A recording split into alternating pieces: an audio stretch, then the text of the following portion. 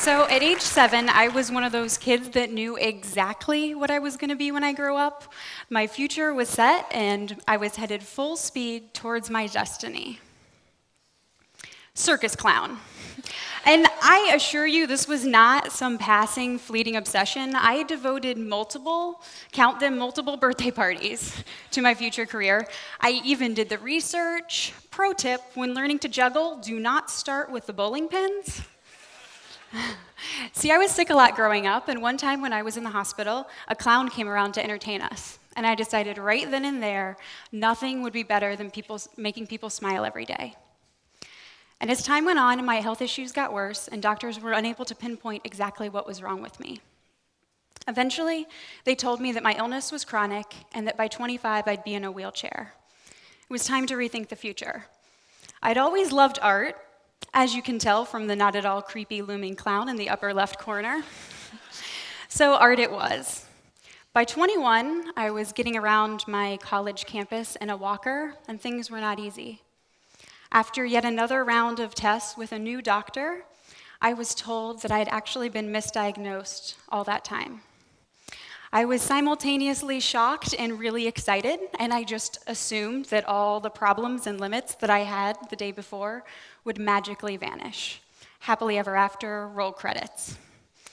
And so I started adjusting to a life without limits, including the ones on how much I ate.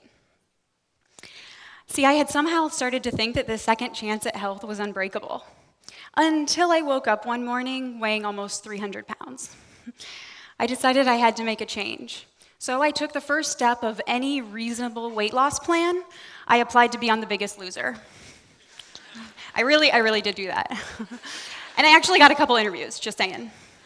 And when that didn't work out and a few diets didn't, I decided I was going to have to create my own path.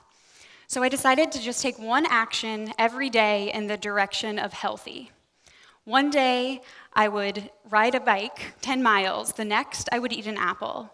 Maybe I would read the chapter of a self-help book or walk to the end of my driveway. I decided not to judge the action or the immediate result of the action.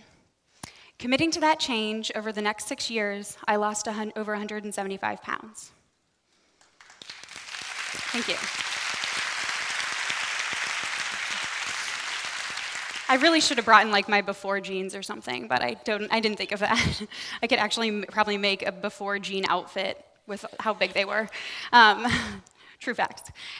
So I started thinking about this idea of daily intentional action, and I thought, can I apply this to other areas of my life? And I started thinking about my art again. See, in 2007, I had graduated from one of the best art schools in the country and promptly stopped making art. Didn't do anything, so I decided 5 years later, in 2012, it was time to start again. So I committed to use what I had, and I set out to make one collage every day. I decided to post them on Instagram, and I remember making my first one so quickly that I didn't have time to second guess myself.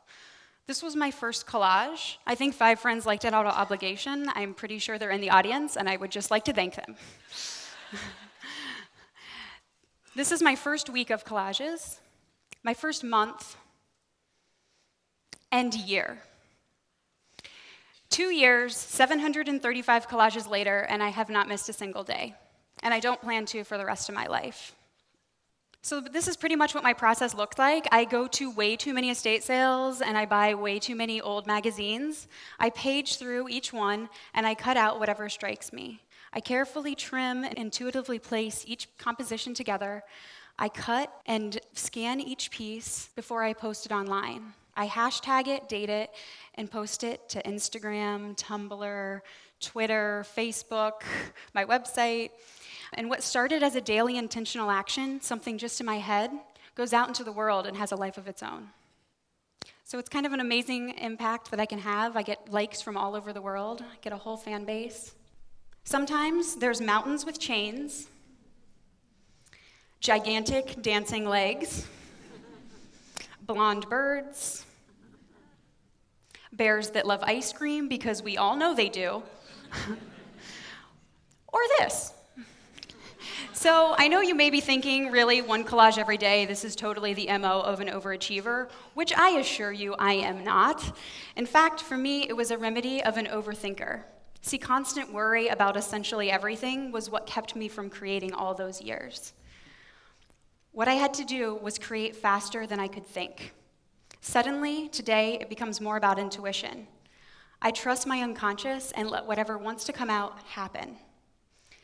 Themes emerge about gender, materialism, conflict, violence, war, peace, environmentalism, cats in lingerie. See, the secret to transforming your life is that you have everything you need already. I know it might be pretty meta, touchy-feely, special snowflake style, but it's also true. It might not be quick, but it's true. See, when you commit to act every day and let go of judgment, that's the path of progress. We are all unconsciously changing and creating habits every day, so why don't we wake up and participate?